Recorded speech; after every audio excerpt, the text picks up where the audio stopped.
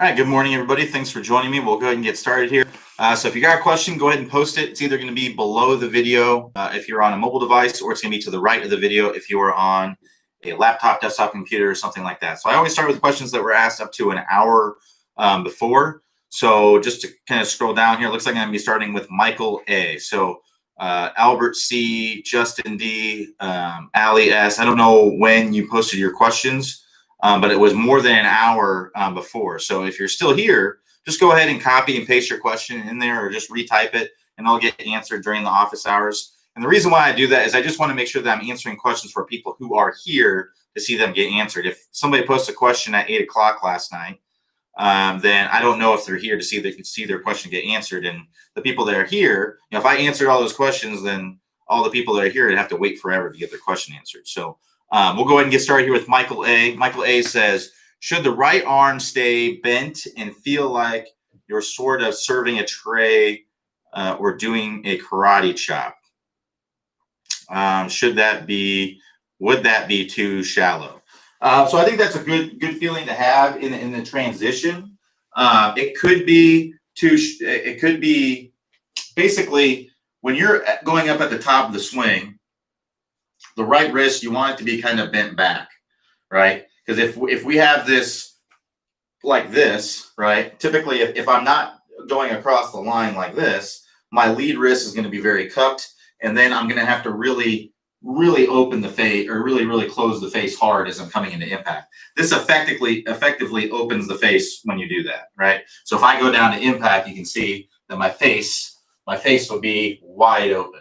So ideally, you would have this wrist kind of flat or slightly even bowed to make it easier to be able to turn. And that means you don't have to do a lot to square up the face to come into impact. You can really just turn into impact and get that shaft forward.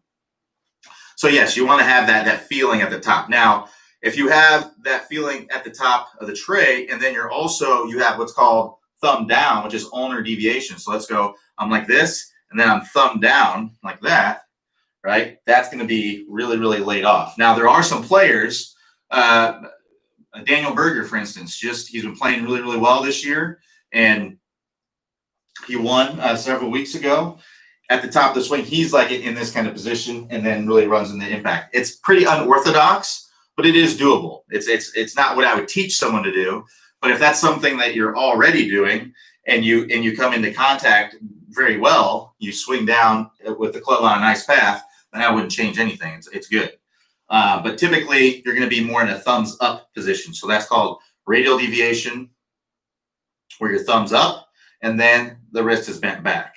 That's typically the position that you are at the top of the swing. That's what you're typically going to see with most players at the top of the swing, just like that, right? So I'm basically perfectly in line. Now, you can be a little bit across the line like this. You can have the wrist a little bit cupped like this. It just means that you have to do more in the downswing to get that squared up. It just means in transition, you better be doing this, right?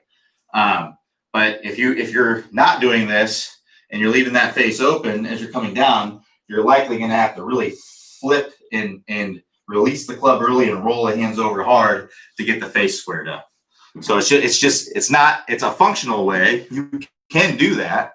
It's a functional way to hit the golf ball, but your best players out there are not doing that, because it's not a very efficient way, and the timing is a little bit more difficult when you do that. If you're having to really time up the face and flip through impact, there's a lot of impact conditions that make it a little bit difficult to be consistent if you do that. So ideally, what we could have is that tray position that you were talking about, thumbs up, and be kind of in a position like this. So that way we can really get this club to shallow out and rotate through impact. You can have this club really laid off like this, and then get the club working down like that. Look at Daniel Berger's swing. That's typically not what I see. Typically, if someone has it like this, they're going to really bring it out in front of their body like that. It's typically what I see. It's a pretty unorthodox pattern, what you see with the Daniel Berger swing, for sure. But obviously, it works really well for him. I mean, he had an injury a year or so ago, and that really kind of set him back. But even a couple of years ago, he was really playing really well too. He's got several tour wins. So Justin D says, having a little trouble with my compression line. I don't think I'm bumping my hips forward, but on video, I often see my hip and ankle in alignment, but my shoulder is out of line to the right, the rear. Also, I notice sometimes my head does not get back to just behind the ball at impact, but 2 or 3 inches near the top of the backswing position related issues. You tell me what the issues are. I don't know what the issues are with your swing. I can tell you what can happen.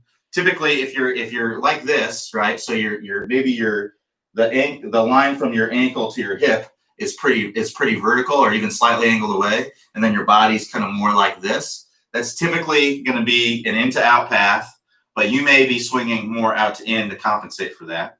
It can be typically because you're going to have a hard time rotating if you're like this. So typically it's going to be an early release, but you may be kind of chopping down and releasing it later to make up for that. So early release, low point moving back is going to result chunks and thins and things like that. So what I would try to get is to where you're more like this, right? So that the hips kind of pushing back out of the way. You're getting your momentum moving forward, and you're getting your hips to be opening up. But when you do that, what's likely going to happen is you're probably going to go like this, right? So you need to feel like you're opening up as much as you possibly can, and you're swinging out to the right as much as you possibly can. And it may feel like this, right? It may feel like this, but the reality is that hopefully it'll be more like this, right? Where we're opening up and we're getting that club on plane. It's hard to say without seeing your swing, Justin, but if you're asking me what the issues are, I don't know what the issues are, because you may be it's all about matchups. You may be doing things in your swing to compensate.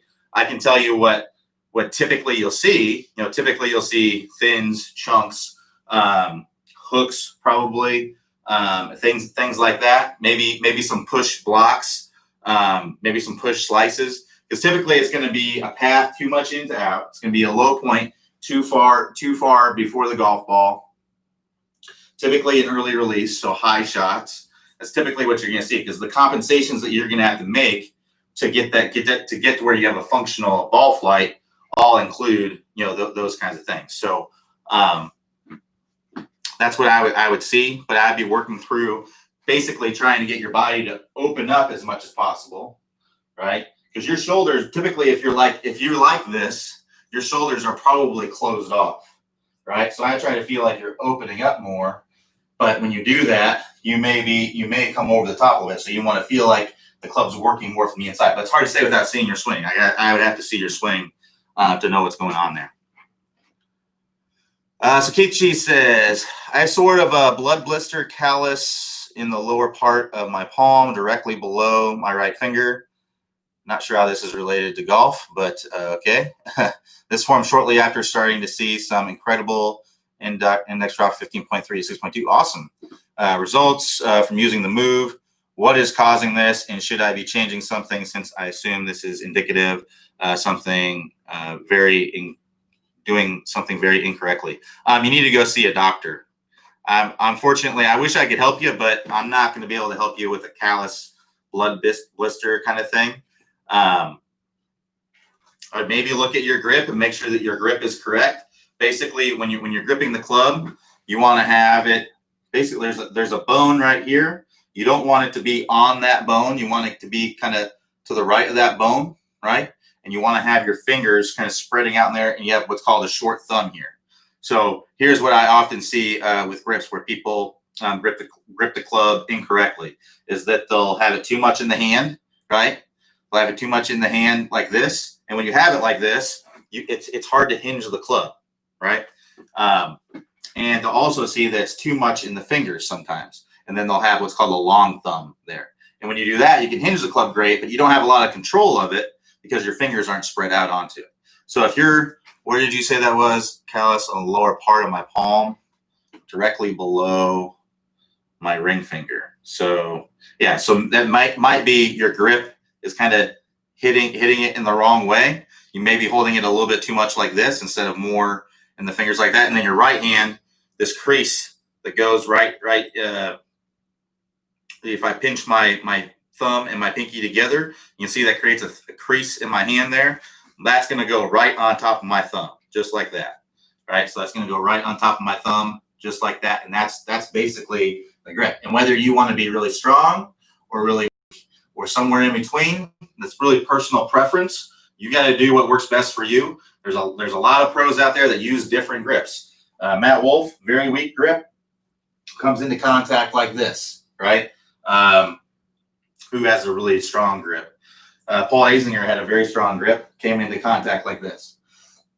So it's really personal preference on there. I prefer people use a strongish to neutral grip just because I think it's easier to square the face when you do that. And that's typically what people struggle with, is getting that face closed enough. They're swinging out to in typically with an open face. We want to swing in to out with a closed face, and it's easier to close the face when you have a stronger grip. So that's typically what I recommend to people. And as far as interlock, overlap, or baseball, or I shouldn't say baseball, 10-finger grip. Baseball grip will be where you have your thumbs like this. A golf 10-finger grip is like this. You still have your thumbs kind of running down the shaft. So either one, those are all personal preference. You can play golf, play great golf. There's tour player Scott Piercy, has one of the best ball strikers out there, has a 10-finger grip and works very well for him. Typically, if you're kind of weak, not real strong, like you're a child, or maybe a woman that doesn't have a lot of strength, doesn't have a lot of speed, you may be able to get a little bit more by using a 10-finger grip because it gets you more coverage on the grip. You can put more force in this handle with 10 fingers. So with 10 fingers on it. So it might be something to consider. But the interlock or the overlap, it gives you more of that connected hands working together kind of feel. So that's why I'd recommend it if you can. But again, it's personal preference. But yeah, as far as the actual blood blister and stuff itself, that's not common. I've never really heard of that. So that's probably something you're going to need to go talk to. I wish I could help you, but unfortunately, you're going to have to talk to a doctor about that one.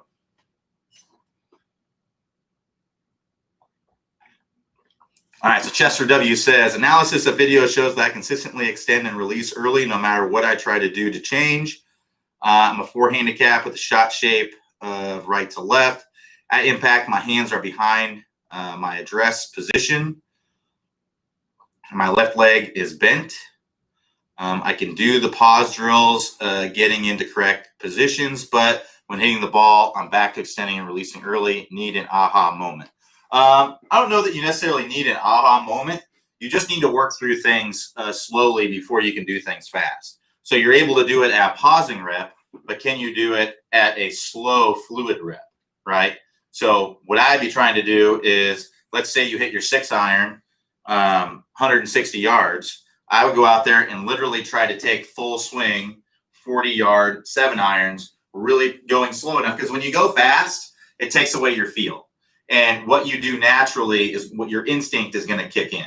Your natural motor patterns are going to kick in, right? So you have to go slow at first and then build up the speed. So how I would work through it is I would recommend, actually going up the top and then maybe doing some pump drills. So doing some pump drills where you're kind of going down, going really slow and getting in the right positions, right? And then let it go. Hit the balls off of a tee, hit balls off of a mat, and literally try to hit 25% 7-irons. Whatever your normal speed, hit whatever your normal distance is, hit 25% of that distance. And I just say you can use an 8-iron, you can use whatever club you want, but that's what I would recommend doing. And then once you do that well, then I would bump it up to 50%. So let's say it's 160-yard 7-iron, I would hit an 80-yard 7-iron, doing the pumps. And then I would bump it up. If you do that successfully, go up to 75%, right? And if you do that successfully, then you go up to your normal speed doing it. And if you get it with the pump, right, now let's do it with just a pause at the top. So instead of going at the top, pausing, and then doing pumps and doing it, then I would go up and do a pause and then let it go from there. And again, go at 25%. Make sure that you're getting it. If you're successful, then you go up. If you're unsuccessful, you go back down. Right, so you're always going back and forth between successfully doing it and doing it at a faster speed and trying to do it successfully, you're always kind of going back and forth between that. And it's going to be a lot of, 2 steps forward, 1 back, 2 steps forward, 1 back. But if you keep doing that, you're going to get better and better and better. So that's how you have to do it. If you take anything that you've ever tried to learn how to do fast, playing a musical instrument, learning how to type, right? It takes a lot of time and repetition. You have to start out slow and then build up the speed from there. Except with golf, it's a little bit different. It's actually more difficult. And the reason is because you already have a functional way to play. You're a 4 handicap, right? So if you're a 4 handicap, you already have a functional ball flight. You just probably hit it way too high, and you're probably not as consistent as you want to be. You probably hit a lot of thin shots and some chunk shots and things like that, but you're functional. You keep it in the fairway, right? And you would like to, get a little bit more forward shaft lean and compression on the ball and be a little bit more consistent and not hit thin shots all the time. That's probably where you're at. And that's how you would have to work through this, is go really slow at first. So the reason why it's more difficult with golf is because, like I said, you already have a functional way of playing it. So it'd be like you learned how to type, right? And you're a fast typer. You're a pretty decent typer. You're not the best, but you're an average to pretty good typer because of your hand-eye coordination, let's just say. Okay, now let's say, now you have to learn how to type, but I'm going to turn that keyboard upside down now. And now you have to learn how to type again. Well, you're always going to be fighting, the old way that you know how to do it, right? So you're always going to be hitting the number keys when you mean to hit the space bar. But eventually, as you go slower and you're looking at the keyboard, eventually you'll start to develop new motor patterns, but it takes time and repetition to do that. So that's why this game is so tough. You learn, you get a functional way to do it, and then you get to a point to where you want to get better, right? And it's when you want to change things, like the things that you're wanting to do, like the early release, that's really difficult to do. And it takes a lot of time and repetition to do that because it's the fastest point in the golf swing. It's where things are happening too fast that you can't think about what's going on. Speed takes away feel. So getting a longer backswing, that's easy. Like that's something that's happening in the backswing. So power turn, that's easy. Having a stable spine, again, that's something that's mostly happening in the backswing and a little bit in the downswing. It's a fairly easy thing to do. Lag, tough thing to do. It's because things are starting to happen pretty fast. It's definitely a lot tougher thing to do, right? Compression line is kind of tied with the spine. It's not as hard, but it can be difficult because we're trying to get our body opening up when we do that. And you can't do, if you're casting or coming down steep or doing these things in the swing that's your normal motor pattern, it's tough to be able to do that. And then releasing the club, it's your means to square the face, typically. That's typically why people release the club early, is because it squares up the face. Releasing the club really squares the face. So if I take this club and I'll put it on the face here.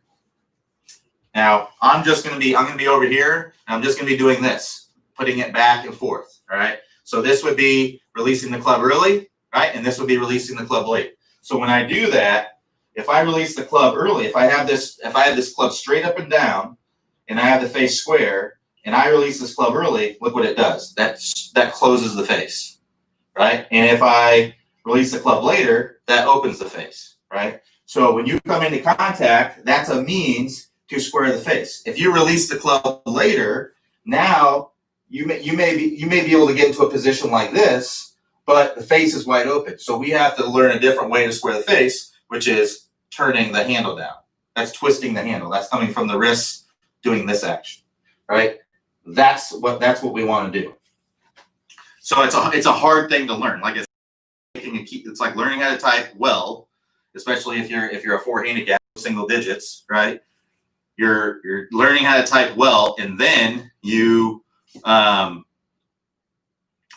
to learn how to type with a keyboard upside down, or a completely different alphabet even, right? Learning a whole nother language. Like you learned English, and now you have to learn, I guess it wouldn't quite be like that because that's not a motor pattern thing necessarily, but that's what it's like. It's like learning how to type and then turning the keyboard upside down and then trying to learn how to type again, or scrambling the letters around, putting the letters in different spaces. Like you would have to learn a new way to do it. You're constantly going to be trying, if you don't go slow enough, right, you're going to be making mistakes and hitting the space bar when you mean to be hitting number keys, or vice versa, right? So hopefully that makes sense. So my best advice to you would be to work through it like I talked about. Do pumps. Set up obstacles to force you to be in the right position. Always have video running to make sure that you're doing it correctly. Work on it intensely, 30 minutes to an hour every single day. If that'd be ideal. Every single day, 30 minutes to an hour. The reason why I say 30 minutes to an hour is because you can be really intense in 30 minutes to an hour.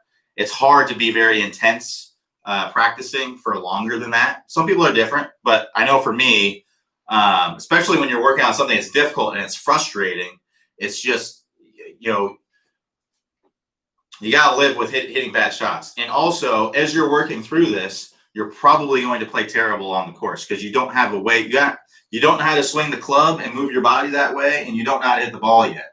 So, like I said, making these kinds of changes in the downswing are not for everybody.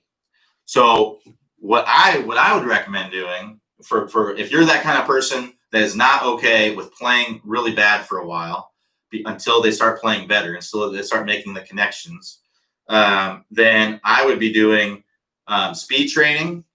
I'd be working on my putting and chipping, and just be okay with the fact that I'm going to hit the ball high. I'm going to hit a lot of thin shots, but I'm going to improve my game by hitting the ball further, which is easy to do, which is easy to train, and doesn't destroy your game in the process. It only improves it.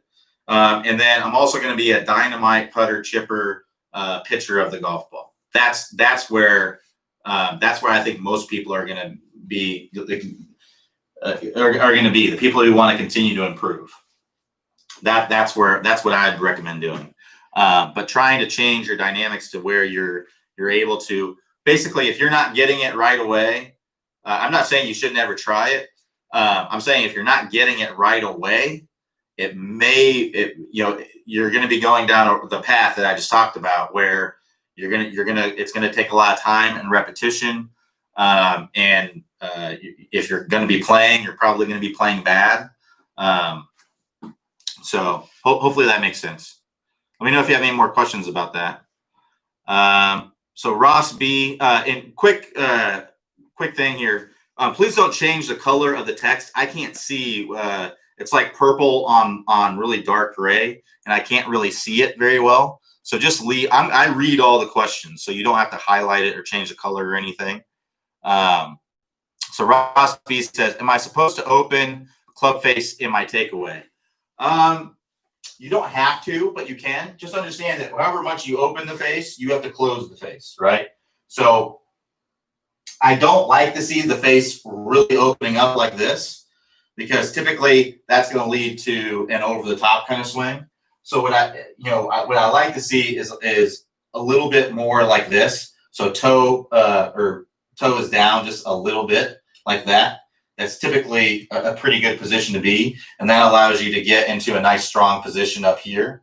But yeah, if you fillet this open, really open the face a lot like this, you're typically going to be in a very cupped position up here, and then you're going to have to come over the top in the downswing. That's typically what I see. So I would just try to feel like, if that applies to you, I would try to feel like this face is kind of pointing more down the target line as you're bringing it back, and you'll have that club in a much better position, and then you'll be able to swing from more into out and hit a nice draw when you do that. So you can overdo it, right? But having the face open a little bit, like this would be not opening the face at all, right? So that's my face basically pointing down to the target line, and then this would be opening a little bit, right? Where it's pointing a little bit outside the target line, it's opening a little bit.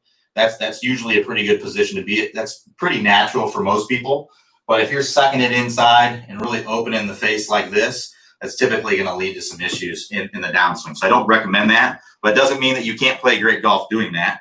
You can do that. It just means you have to kind of reverse it in the downswing, which is not easy to do for everybody, but it is possible. Elisa L says, I started the program over a month ago, but have not been able to continue due to COVID, heat, etc. Should I start over or continue where I left off? I do play twice a week with the ladies group here in El Paso. Thank you. It's up to you. You can go back and kind of retrace where you started, go over the things. It's not going to hurt either way. Or you can continue to be or continue from where you left off. It's completely up to you. But yeah, you can do either one. So Alton G says, I'm having a hard time hitting through the ball with my irons. I'm hitting to the ball and decelerating. Can you help? I make sure that you're getting a good weight shift. It's hard to say without seeing your swing, but I make sure that you're getting a good weight shift to your lead side and you're loading up well. Typically, when I see things like that, it's from basically throwing the club at it, and then all of a sudden you get right here and you think, well, if I continue in this fashion, I'm just going to go like this, right, and just stick it right in the ground. So all of a sudden they kind of back up out of it and do that action. So what I make sure that you're doing is you're getting here, and in the last part of your backswing, you're getting a good shift to your lead side. You're getting that good shift to your lead side, and that way you can start to unravel with the lower body there. That's what I'd be trying to feel like. Now, there's a great drill for this. It's in the vault. It's in a video that's called How to Start the Downswing. I'd highly recommend that video. So in your on your browser there's a little search box in the upper right hand corner. If you're on a mobile device, just select the icon that's in the upper right hand corner. There's 3 horizontal lines. That'll expand a menu, and then scroll down the bottom of the menu. You'll also find this search box. Just search the word downswing, one word. And then the search results there, if you scroll through the videos, it's video BR014, How to Start the Downswing. It's got yellow lettering in the thumbnail. Clay goes over the step drill in this video. What you're doing in the step drill is you're starting with your feet together. And then as this club's starting to go back, you're starting to step forward. So it's forcing you to get your momentum moving forward in the backswing. What I see all too often with a lot of people is they get this backswing, they get loaded up, and then they don't have any momentum going to their lead side, and then they just throw the arms, right? And that might be what's going on. Is you may be getting right here and then throwing the arms and getting down here, and then all of a sudden you gotta decelerate and stand up out of it. So that's probably what's happening. Work on that step drill. That's going to give you a much better loading up and then weight transfer to the lead side. And if anybody else is struggling with that, I highly recommend that drill. It's a good one. So Douglas M says, we have a lot of thick rough on my course. A lot of thick rough on my course, from really thick grass to 2-foot long fescue.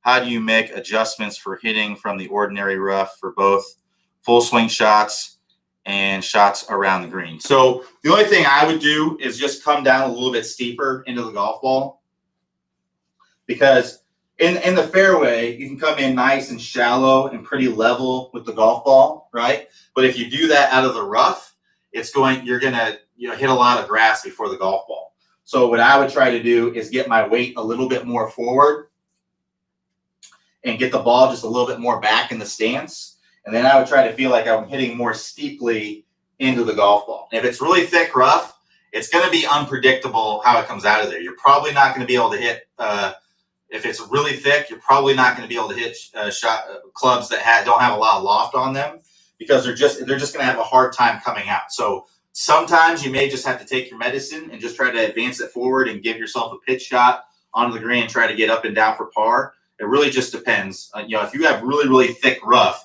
and the ball is just down in there, you may need to just kind of chop it out of there with a wedge and just advance it forward to the fairway to where you have a good lie. If it's a decent lie, then you just kind of have to practice assessing it essentially. But what I would do is I would just have my weight a little bit more forward and try to kind of keep it there. And I would also have that ball just a little bit more back. So if my normal, this is a lacrosse ball, but if my normal ball position is, let's say this is a wedge, right? I'm hitting a wedge. It's kind of basically right in the middle of my stance here.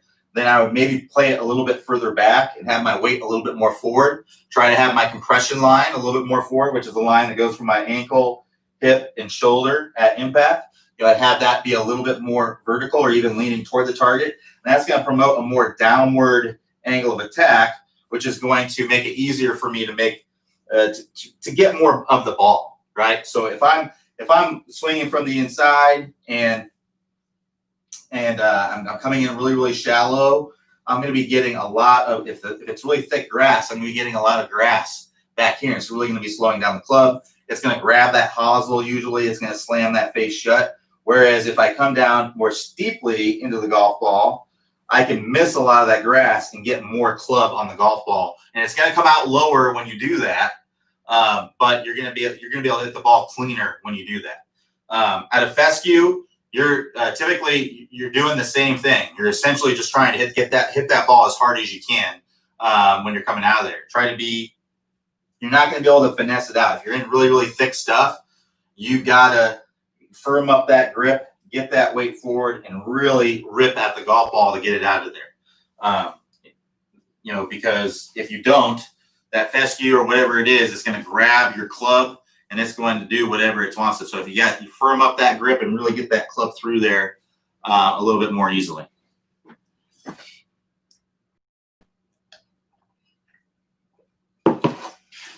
All right, so William L. says, does the golf swing or mental attitude change when pitching or chipping from 2 to 3 inch grass versus the fairway?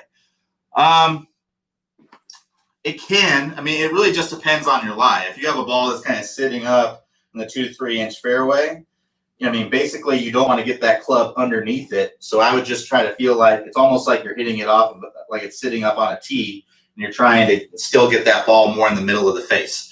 And understand that you're typically not going to get a lot of spin on these shots. Sometimes they can get high on the face and they won't go as far. So I typically try to hit those a little bit harder, even though I know if I hit it perfectly, it may go a little too long. But odds are I'm not going to hit it real perfect because it's kind of like a golf ball. It's like floating there, right? So a lot of times it'll crawl up the face a little bit and you'll kind of dink it a little bit. A lot of times when it does that, it goes higher too and it lands softer. So sometimes it doesn't make any difference. Now, if the ball is really down in there, just kind of like what I talked about before, I would play the ball a little bit more back in the stance, get my weight a little bit more forward, and really kind of feel like I'm chopping down into it a little bit more. And that, again, that ball's going to come out low and it's probably not going to have a lot of spin on it because there's likely some grass that got between your face and the golf ball. And there's probably some moisture too, which takes off the grab. And you also, when you put it more back in your stance and you chop more and you have your weight more forward, you're also de-lofting this face, which is also going to take off the spin. So understand that you're just trying to get it on the green and get it rolling. And you're not going to get it as close. If you're in the fairway, I mean, basically, that's a perfect lie. You can just pitch it up there. It's going to be consistent. If you hit it the same way, it's going to be consistent when it hits.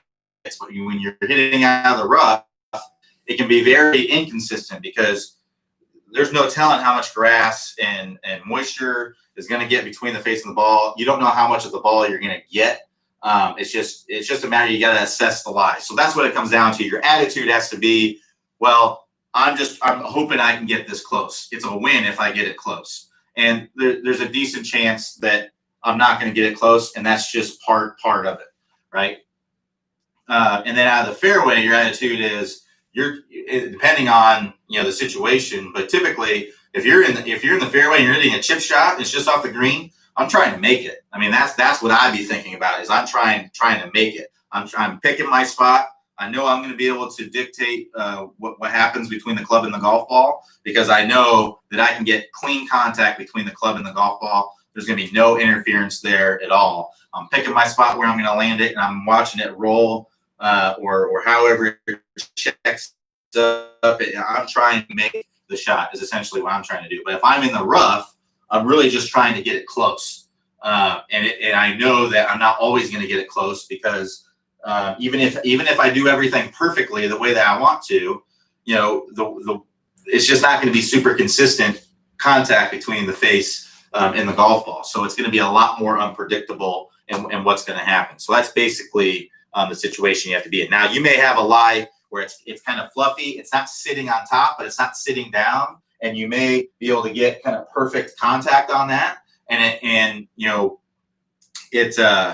It won't have basically it just won't have a lot of spin on it. and you can kind of visualize what's going to happen and see where it's going to roll. And in that situation, you may be in good shape. You may be able to make those. But in a situation where it's kind of buried down in there, it's a bad lie. You may have to chop down in there. But if it's a lie that's it's perfect, you don't have to make any setup adjustments. If it's perfectly kind of sitting up in the rough, you just have to understand it's probably not going to have as much bite on it, because there's definitely going to be some grass between, because you can't get underneath the ball without getting some grass between the face and the ball. So it's going to be the same thing as in the fairway. It's just, it's just not going to have as much spin. So it's really all about the lie in the rough and what you're going to do with it.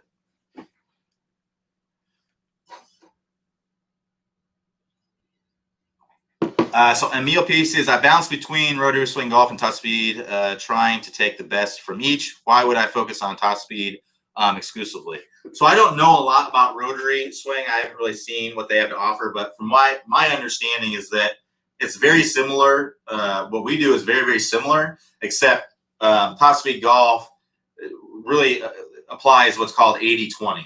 So we take 80% of the things that are going to give you the best, or we take 20% of the things that are going to give you 80% of your results. And what rotary swing does is they take 100% of the things that give you 100% of your results. So it's every little thing. So, and it's really just not necessary. When we're talking about the takeaway, they're wanting you to have this perfect takeaway. Before you can even work on the downswing, you got to have this perfect takeaway. And it's just not necessary. I mean, look on tour. Look at Matt Wolff. Matt Wolff takes this club way, way out here and brings it out. If you look at JB Holmes, he brings this club way out, way in here. Would you change either one of their takeaways? Heck no, you wouldn't, right? And we wouldn't either. But rotary swing would. Rotary swing says you've got to have this perfect takeaway right in line. Everything has to be perfect. Basically, they have this perfect swing model, whereas it would be a fantastic swing if you could do it. But what we have is a model where we looked at what all the best players do, and we looked at all the things that they have in common, right? Just like I talked about, takeaway, you're going to see this, and you're going to see that, and everything in between. And that's not, we don't tell you have to have a perfect takeaway.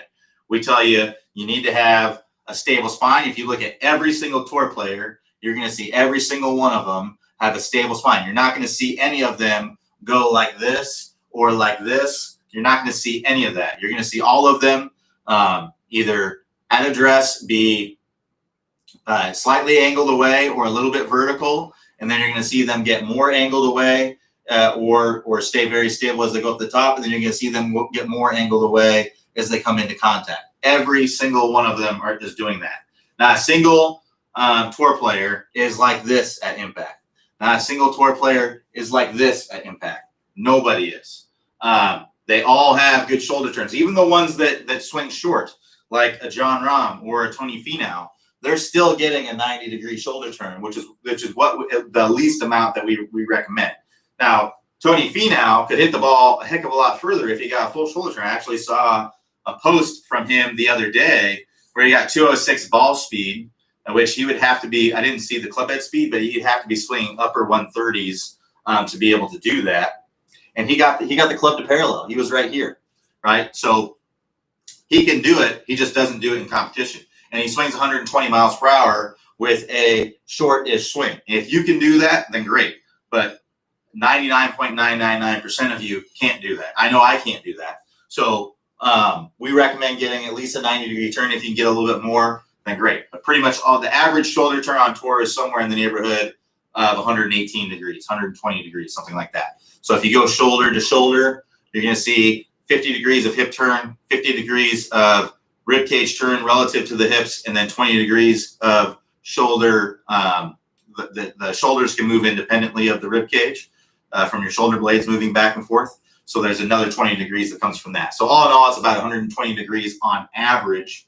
Some guys are getting a lot more, like Bubba and Bubba Watson and Dustin Johnson and plenty more. And then some are on the shorter side that are like Tony Finau and Jon Rahm. But both of those guys are swinging 120 plus miles per hour. So it's completely fine. Trust me, if they had a really short swing and they were swinging 100, 110 miles per hour, they probably wouldn't be as good as what they are, obviously. So that's a big part of it. Every single one of them has got varying degrees of lag. Some of them have a crazy sharp angle, like a Phil Mickelson or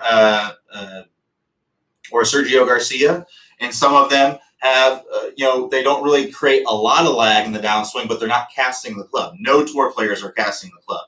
The only tour player that I've ever seen that casts the club is David Toms, and he hit the ball. He swung about 105 miles per hour. He was a fantastic player. He was the most. He was the best, basically, ball striker. He transferred the most energy. He was the most efficient ball striker. Basically, he made the most out of his club head speed, right? Which is the only way he could really keep up. But he's the only guy that I've seen that actually the angle between his lead arm and the shaft actually gets a little bigger as he's coming down. It's the only tour player I've ever seen. I'm sure there are more, but there aren't a lot of them, and they're not any good. And David Toms is the only one that I've seen that's been any good, and he swung 105 miles per hour. So, he was the bottom of the tour in driving pretty much every single year they played. So, and then, we have our compression line. There's a few that are a little bit bumped out, but they're all rotating, and they're mostly in a line as they're coming in. And then they all release this club out front. Again, to varying degrees. Dustin Johnson's way out here. Trying to think of who would have an earlier release. Justin Rose used to, but he doesn't as much now. Trying to think of guys that would have a little bit earlier of a release. Nobody's coming to mind right now. I know we looked at a lot of players to see who was, but basically the average was around 40 degrees out in front. Some of them were around 30. Like when we looked at Justin Rose, he's not like that now, but when we looked at his video before, he was like at 30 degrees. He was one of the lower guys. There's another player, a German guy, and I can't remember. I think he's German. He won 2 majors, and he was one of the best. He's won 2 PGA championships, I think, or was it a PGA championship in the U.S. Open? I can't remember what his name was, but he releases the club a little bit early. Yeah, pretty much there's no tour player that is like this at Impact. Not a single one. No, none of them are releasing the club at Impact. So those are the things that every single tour player does. And if you look at a lot of the things that are in rotary swing, or that my understanding, like I said, I haven't looked at, I know they really stress the takeaway. There's a million different takeaways you can do. So, there's not one set model that you need to abide to. So Frank G says, I'm a 60-year-old young golfer trying to get the club head speed. I have worked through the 20-minute distance fix and was able to pick up a few miles per hour, but can't seem to swing faster than mid-80s suggestions. So what I'd recommend, if you're only picking up a couple miles per hour, then what I'd recommend doing is get out of your comfort zone a little bit. Now, we've had some people come to distance clinics before, and they only gain a couple miles per hour, initially. A lot of guys that gain, it's right away. We make a few changes, and right away, that's like 8 to 10 miles per hour, just like that. But some guys or gals, they just get a couple miles per hour, and they get a little bit discouraged. And the reason why is you got to get out of your comfort zone.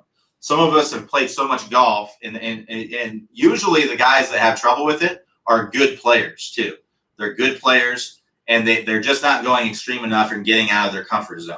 So there's usually a couple areas where this happens. One is a shoulder turn. What I see a lot of times is I see people that get a shoulder turn where they were like this before, and then they get a little bit longer shoulder turn. It's like that, and they don't gain much, or they really don't change their shoulder turn at all, even though it may feel like they are. So they don't get out of their comfort zone enough because they're worried about what's going on with contact or whatever, what might be going on. So whenever you're working on speed training, the number one thing that you want is more speed. That's the number one thing. So you got it. It's okay if you hit a bad shot. It's okay if you miss the golf ball. I tell people at distance clinics all the time, like, I want you to swing as hard as you possibly can.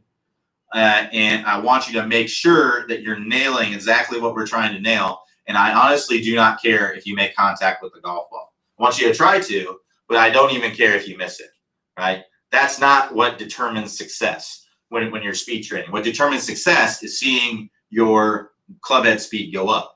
And once the club head speed goes up, then you can start worrying about, once you get the speed, then you start worrying about the contact after that. So, and keep in mind that when you're swinging with 100% effort on these shots, these aren't your playing speed swing. What you're going to walk out to number one and swing like. This is your, this is your 100% effort speed. But as your 100% effort speed goes up, your playing speed is going to go up too. Just to tell you, I've worked through this stuff. When I initially did it, I went from 108, I took like 10 swings and they were all between 108 and 110. And then went through the training initially, and I got to where my max speed was 123 miles per hour. Since then, I've gotten 129 miles per hour as my max speed. But initially, when I first went through the 20-minute distance fix, we didn't really have it on the website yet. But I basically went through, did all the drills. As we were testing things out, things like that, and I went from basically 110 to 123, a 13 mile per hour increase. Now, 123, that was not what I was walking out to the tee box with, but I was walking out to the tee box with 117, 118, somewhere in that range. So as your max speed goes up, so is your playing speed So, and I actually did a little experiment afterwards where I intentionally tried to swing 110 miles per hour, and I couldn't do it. I tried to swing a lot slower to get 110, and when I did it, I got like 112. And I did it again, and I still got 112. And then I finally got to where I was swinging 108 to 110, what felt like an aggressive swing before, but it felt sloth-like now. It really felt like I was really having to slow myself down through contact. But before, that's what felt like full speed to me. So that's what neural adaptation is. Your body adapts to swinging harder, and you get better and better and better with it. So that's what I'm doing, is go through it again, but let's be a little bit more open-minded about it, and let's actually go to the extreme with what we're doing and actually videotape yourself. See if what you're doing is actually the reality, or what you think you're doing is actually the reality. Look on video and see if you're actually getting a big shoulder turn. Look on video and see if you're actually getting more lag, and see if you're getting that good weight shift to your lead side, if you're still hanging back. If it looks, my guess is it probably looks very similar to what it did before. You're not getting out of your bubble a little bit because you might be subconsciously, you might think, well, I'm in a bad shot. All right. So let it go. Get out of your comfort zone. That would be my best advice for you. And I think one of the best ways to go through the 20-minute distance fix is with an instructor doing unlimited swing reviews. I've done it quite a bit with a lot of students, and that's basically how I would go through it with a student. Is we would do the quick start initially, and we would just get your baseline, and then we kind of get an idea of what helps you the most right now, and then we would go right into the catapult drill. Right, and we would go through the feelings, and I would have you send me a video of the feeling, because every drill has a feeling or something that you're trying to accomplish within the drill. So, like for example, in the catapult drill, the first drill, one of them you're trying to turn your shirt buttons away. One of them you're trying to turn your belt buckle away. One of them you're just trying to get your heel off the ground as much as you can, and then one of them you're trying to get your hands as far back as you can. So it's 5 swings with each one of those feelings. And then you would just send me a video of the swing, of the feeling with the swing, or the swing with the feeling that gave you the highest club head speed jump. And I would look at it and would make sure that we're nailing everything. And if there's things that I think that we can do to improve this aspect of the drill, like for example, if I see you send me a video and you say that the hands going back was the best, was the feeling that gave you the best results, and you're set up with your feet like this and you're keeping your feet locked on the ground, I'm going to say, okay, let's open up the feet a little bit, because that's going to help you to open up a little bit more, and let's try to get those hands back and the heel coming off the ground together, right? And then let's see what we can do. But if I think it's already great and we've exhausted everything out of it, then we'll move on to the next drill and you'll work through that one. So it's good. It gets you to where you're videotaping your swing and you're seeing feel is real, right? And you also have someone there coaching you, making sure through each phase that you're nailing it. Now, it may take a little bit longer to go through it because we may spend some time on the catapult drill, and we may spend some time on, another piece as we go through it. But you're going to get more out of it because you're getting every little bit out of it. I'm making sure that you're getting every little bit out of it. So if you're interested in working through it in that way, then I recommend click the Get a Review page at the top of the Get a Review link at the top of the page there. That's going to take you to the swing review page. And if I have a spot available, go ahead and grab it and we'll get to work right away.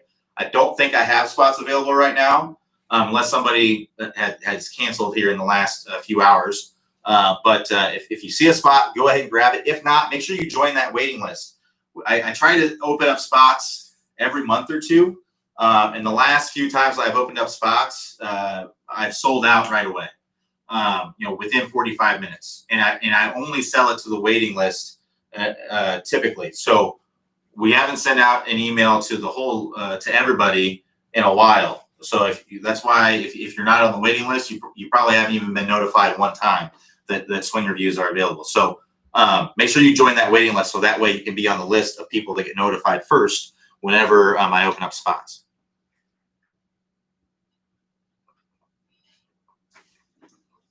All right. Let's keep on moving here. Justin D says, thank you. No problem, Justin. Dale says, the hanging iron's crisp and longer than ever. Awesome. Occasional pull.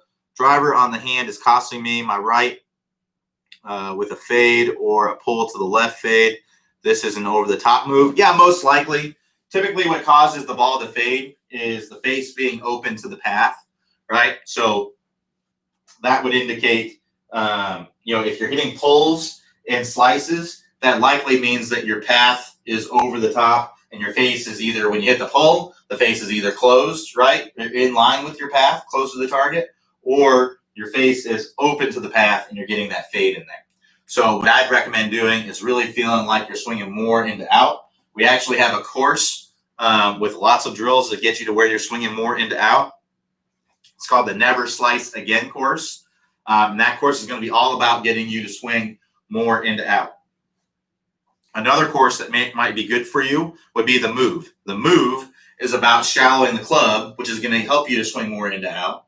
And it's also about closing the face, which, remember, when you fade it, it's from the face being open to the path. So squaring up the face earlier is going to help you to get that face more closed when you come into contact, or more square with your path. So the move and or the Never Slice Again course are going to be what I'd recommend you work through. Go ahead and click the house icon, and that will take you to the top of the page. You'll see the house icon. Click that.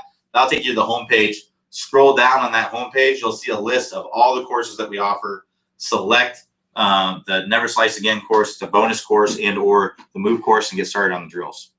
Douglas B says, my major swing thought is to hit the ball inside out, is in right-hander baseball swing. Okay, is that going to ruin me? Thank you. Swing thoughts are all relative.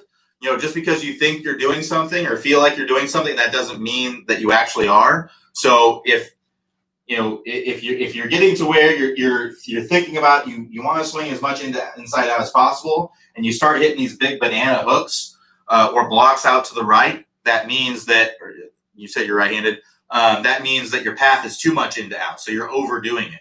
So I would just ease off that feeling.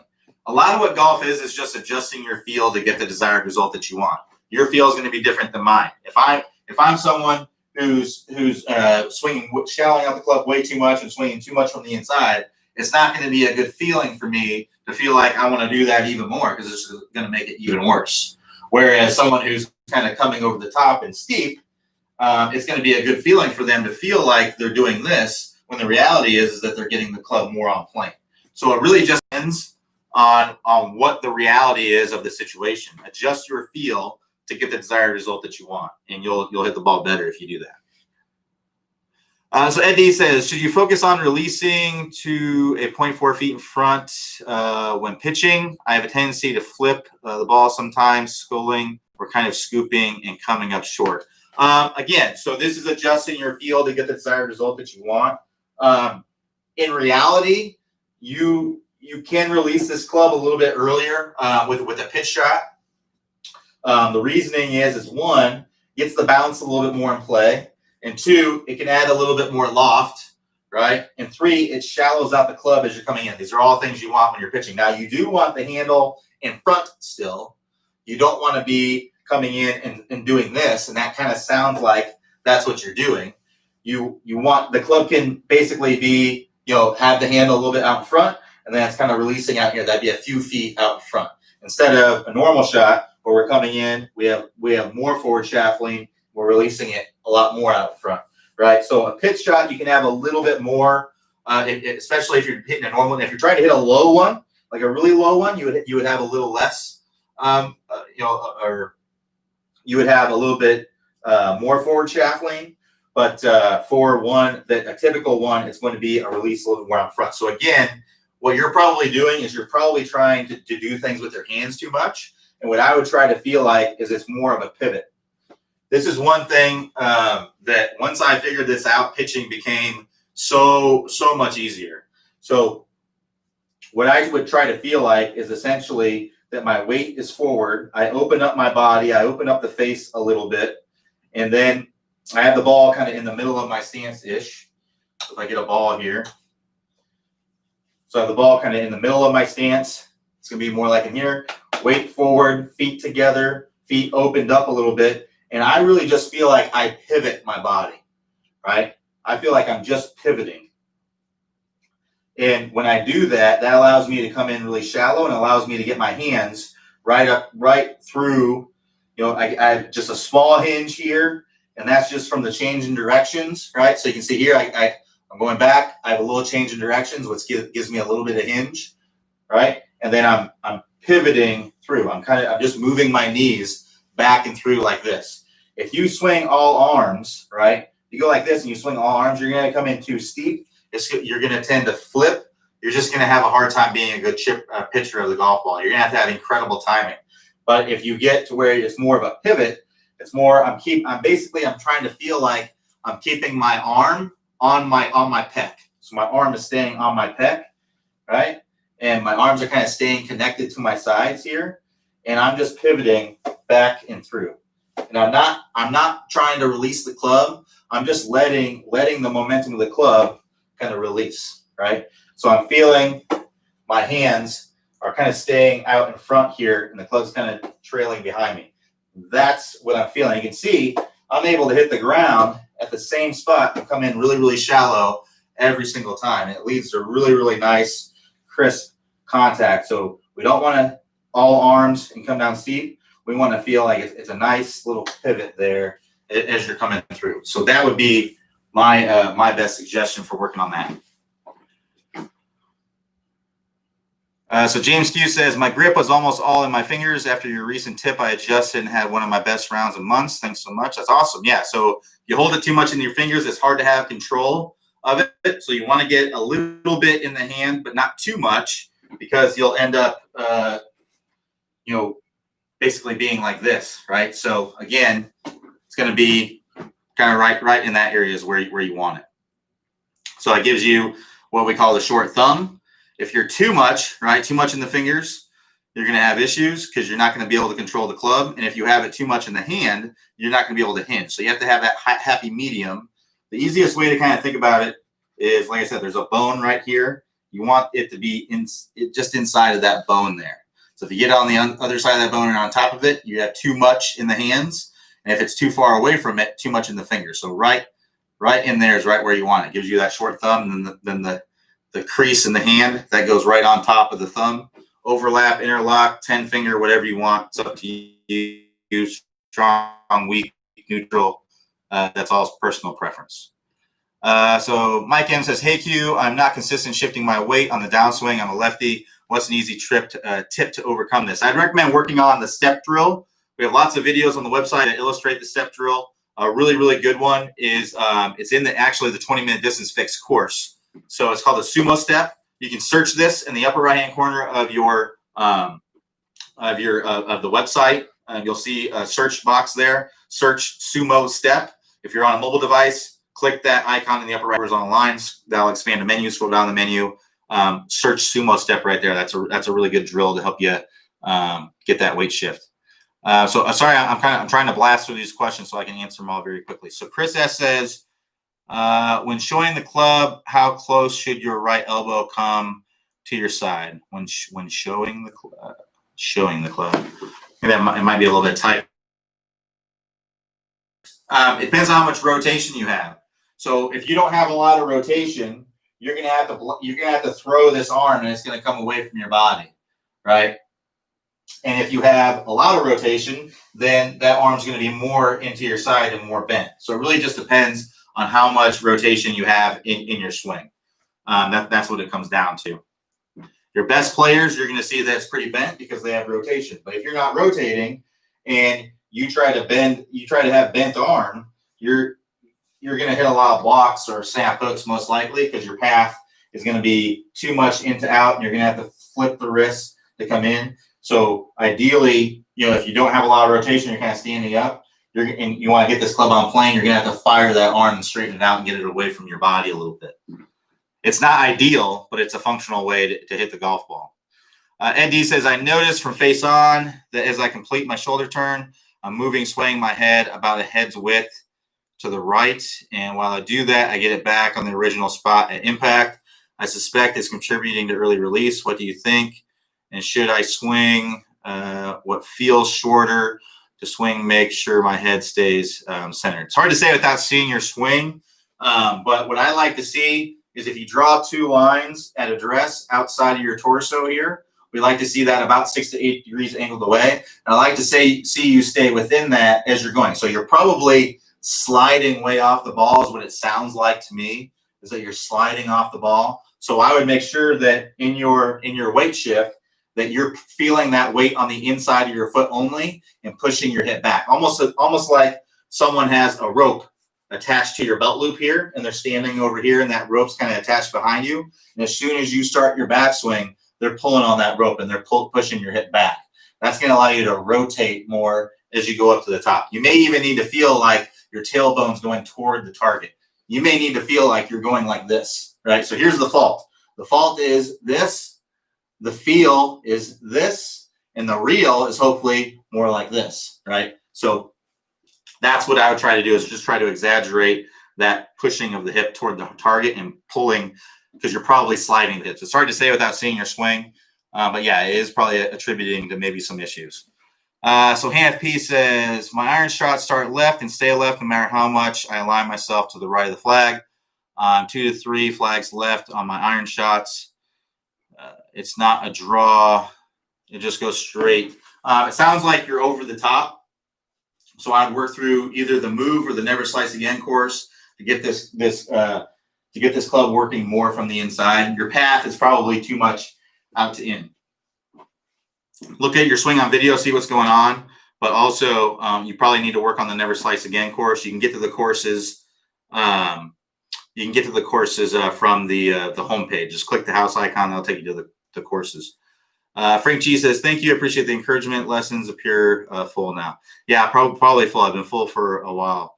Byron A says, do you tilt your spine on iron shots, or are you more level? Yeah, you're going to be tilting your spine on basically all your shots. It can be varying degrees, but for the most part, I do it naturally based on my ball position and the width of my stance. So driver, my stance is wider, the ball is more out in front, so naturally I'm in more of a spine tilt, right? For an iron, my feet are more shoulder width apart, the ball is just ahead of the middle of my stance, and naturally I have a little less angled away, right? But I'm still angled away. And then for a wedge, feet are a little bit closer together, ball's more in the middle of my stance, I'm a little bit more vertical. I'm still very slightly angled away, but I'm more vertical. So it's more dictated by my stance and the ball position, because naturally, in order to get my shoulders square, because if I'm hitting a driver and I have the ball up here, and in order for me to have a spine angle that would be vertical, I would have to have my shoulders very open, right? So I would be like this, right? And we don't want to be like that. That's going to end, I'm most likely going to hit a slice if I do that. So in order to get me to where I'm where my shoulders are pretty square at address, naturally be more angled away with that ball position more forward. So Timothy D says, thank you, great stuff. No problem, glad I could help. All right, so it looks like that's everything. Thanks everybody for joining me. We'll be back here tomorrow, 3 p.m. Eastern time for Thursday. So let me know what your questions are at that time, and I will talk to you soon.